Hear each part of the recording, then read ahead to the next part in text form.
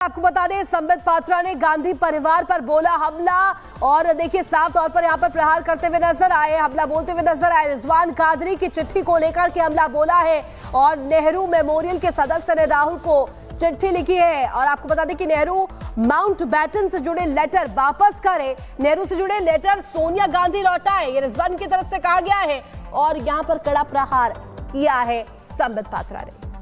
तो नेहरू माउंटबेटन से जुड़े लेटर्स वापस करे सोनिया गांधी, यहां पर बीजेपी की ओर से मांग की गई है। साथ ही साथ इसको लेकर बड़ा हमला बोला गया है। संबित पात्रा ने गांधी परिवार पर हमला बोला है। संबित पात्रा ने गांधी परिवार पर हमला बोलते हुए दरअसल जिक्र किया है नेहरू की उन चिट्ठियों को लेकर के जिसको वापस करने की मांग की गई है। रिजवान कादरी की चिट्ठी को लेकर यहां पर इसको आधार बनाते हुए बड़ा बयान दिया गया है संबित पात्रा की ओर से और चिट्ठियां वापस करने को लेकर के यहां पर जो है हमला बोला गया है। नेहरू मेमोरियल के सदस्य ने राहुल गांधी को चिट्ठी लिखी थी, लिहाजा संबित पात्रा ने इसी चिट्ठी का जिक्र करते हुए यह कहा है दरअसल कि नेहरू माउंटबेटन से जुड़े लेटर वापस करे सोनिया गांधी।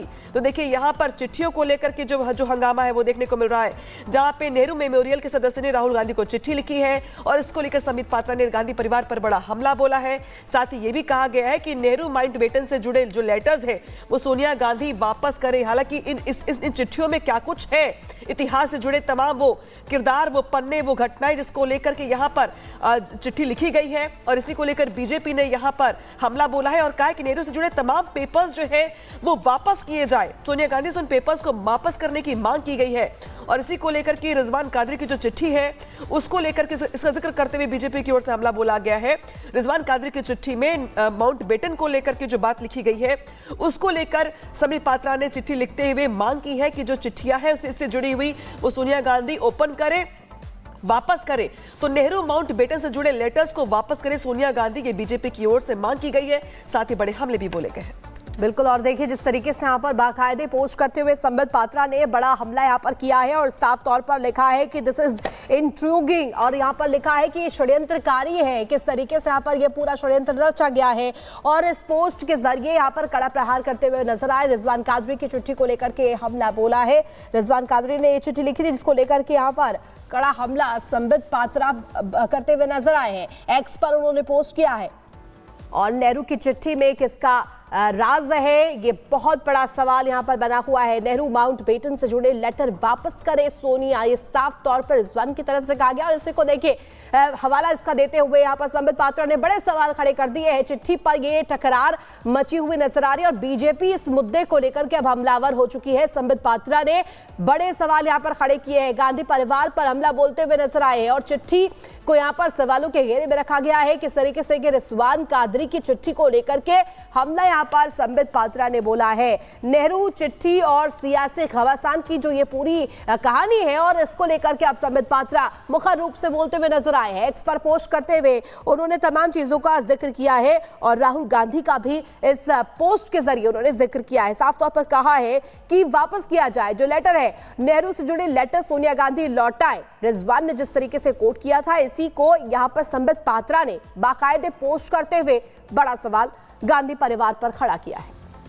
तो लॉर्ड लुइस माउंटबेटन समेत तमाम जो ऐसे चेहरे, ऐसे किरदार रहे इतिहास के, उसको लेकर के यहां पर अब फिलहाल सवाल खड़े किए जा रहे हैं।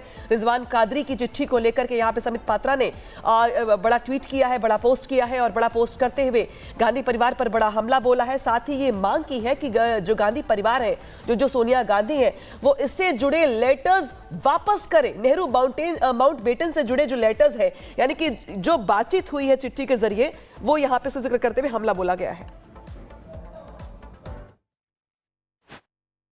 ये संभल की तस्वीरें आपको दिखा रहे हैं, जहां देखिए बीते दिनों जिस तरीके से एक्शन लिया गया, पहले अवैध बिजली कनेक्शन को लेकर के, उसके बाद बुलडोजर एक्शन की तस्वीरें भी सामने आई और ये तस्वीर आप देखिए एक बार फिर से यहां पर प्रशासन का ये पीला पंजा चलता हुआ नजर आ रहा है और अवैध जो निर्माण यहां पर किया गया है उसे किस तरीके से ढहाया जा रहा है, हटाया जा रहा है, ये तस्वीरों के जरिए देखा जा सकता है, समझा जा सकता है। और मंदिर का जिक्र भी लगातार किया गया, मंदिर के आसपास के इलाके में जिस तरीके से वहां पर अवैध तरीके से निर्माण किया गया है, खास तौर पर वहां नजर है प्रशासन की, उसे हटाया जा रहा है। ये तस्वीर आपको दिखा रहे हैं और 46 साल बाद मंदिर मिला है, आपको तस्वीरों में नजर आ रहा होगा, जिसके बाद 400 साल पुराना, 400 साल पौराणिक ये जो प्राचीन मंदिर है, शिव मंदिर है, इसको लेकर के तस्वीर सामने आई है।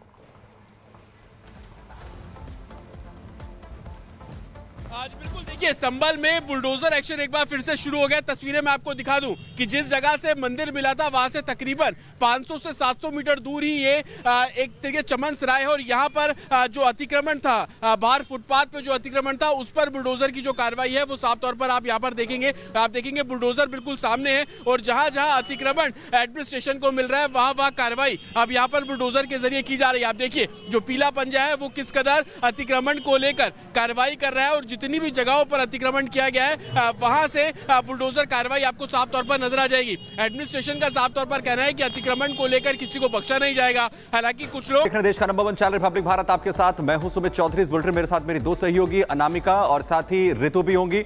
और सबसे पहले बात जो है वो बिहार की बीपीएससी के अंदर जिस तरीके से हंगामा देखने को मिला था प्री एग्जाम के दौरान, उसका सीसीटीवी जो वीडियो है वो सामने यहां पर आया है। आप सीसीटीवी तस्वीरें यहां पर देखिए आखिर किस तरीके से जो हंगामा है वो सेंटर पर यहां पर किया गया था।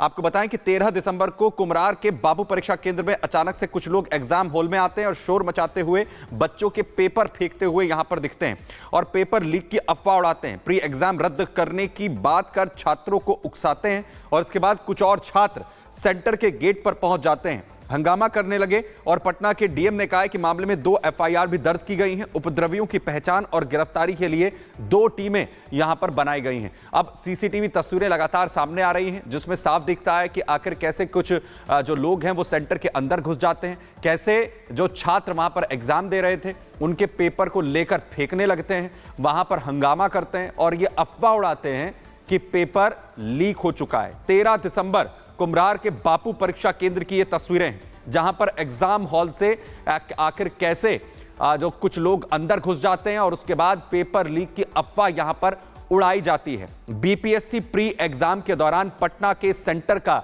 ये जो सीसीटीवी है जो अब लगातार वायरल हो रहा है और उसके हंगामे की जो तस्वीरें अब एक के बाद एक सामने यहां पर